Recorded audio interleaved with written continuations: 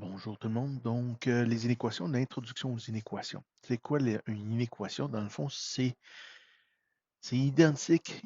Donc, inéquation, c'est quoi? Ben, c'est une équation. C'est quoi la différence entre les deux? C'est la question. Une équation, tu as l'égalité, tandis qu'une inéquation, tu as les inégalités. Donc, plus grand, plus petit, plus grand ou égal, plus petit ou égal.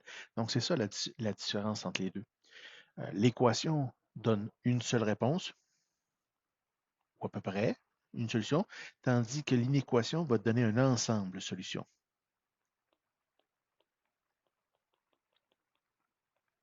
Donc, ça fait quand même une bonne différence. Ici, je vais prendre le temps de m'attarder un petit peu sur les différents symboles qu'on utilise au niveau des inégalités. Donc, je vais changer de tableau, tout simplement. Donc, supposons qu'on prend plus grand ou égal. Plus grand ou égal, ben qu'est-ce qu'au niveau français, ça peut être plus grand ou égal, je l'ai dit. Ça peut être supérieur à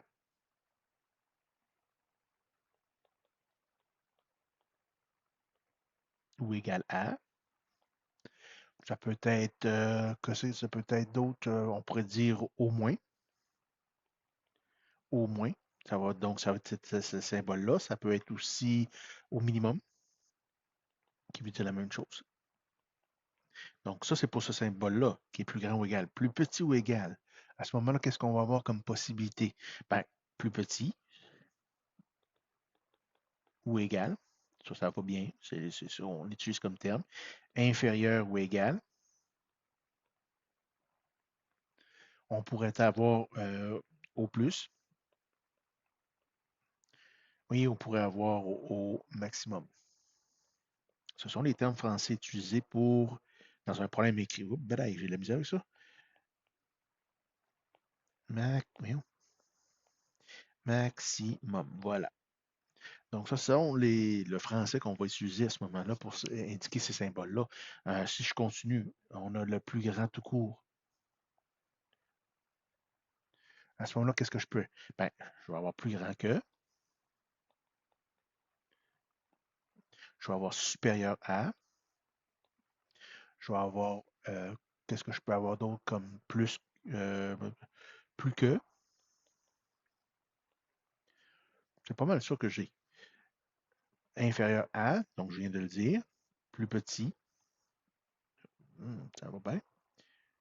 Plus petit que. Inférieur à. euh, moins que.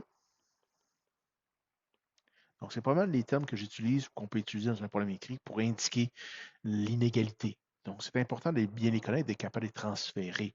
Donc, un exemple de ça, ici, euh, on a plus de 130 ours. Donc là, il faut que je me pas plus de, c'est quoi à ce moment-là? Mon nombre d'ours, X, et j'ai 130. Est-ce que je vais en avoir moins que 130? Non. Je peux en avoir 131? Oui. En français, on est bon là-dessus. On a plus de 130. Est-ce que je peux en avoir 131? Oui. Donc, c'est plus grand. Maintenant, l'égalité. Est-ce qu'on a plus de 130? Est-ce qu'on peut en avoir 130?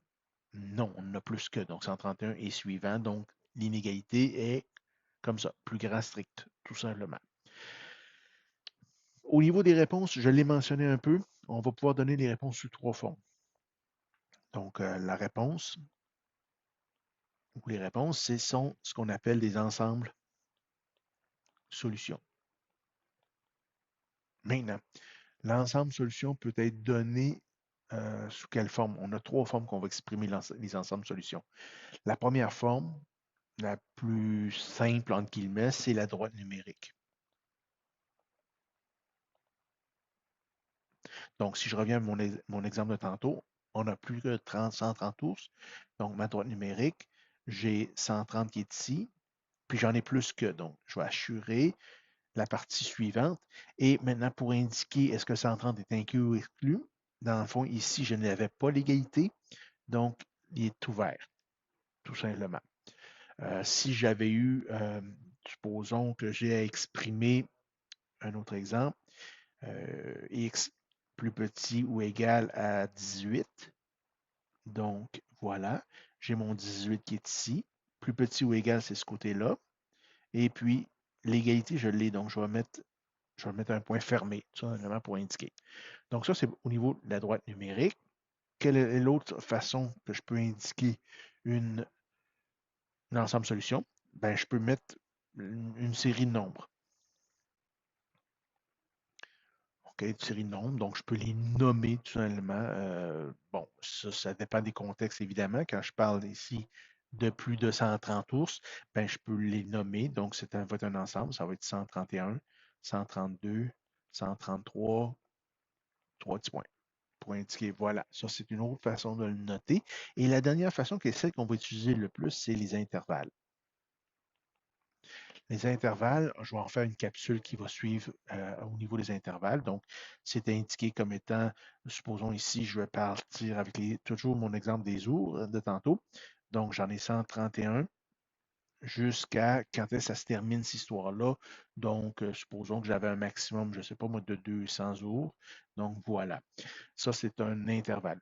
Comme je vous dis, je vais faire une capsule sur les intervalles comme tel. Là, ça va être la prochaine qui va apparaître, tout simplement. Et voilà pour la notation ou l'introduction au niveau des inéquations. Il faut se rappeler qu'une équation donne une seule solution, mais une inéquation va me donner un ensemble de solutions. Donc, il faut que je sois capable de les écrire. Je rappelle, j'ai trois façons. J'ai des intervalles que je reviens là-dessus dans la prochaine capsule. Je peux les nommer les nombres quand il n'y en a pas trop. Et puis, évidemment, je peux les mettre sur la droite numérique quand c'est nécessaire. Et voilà.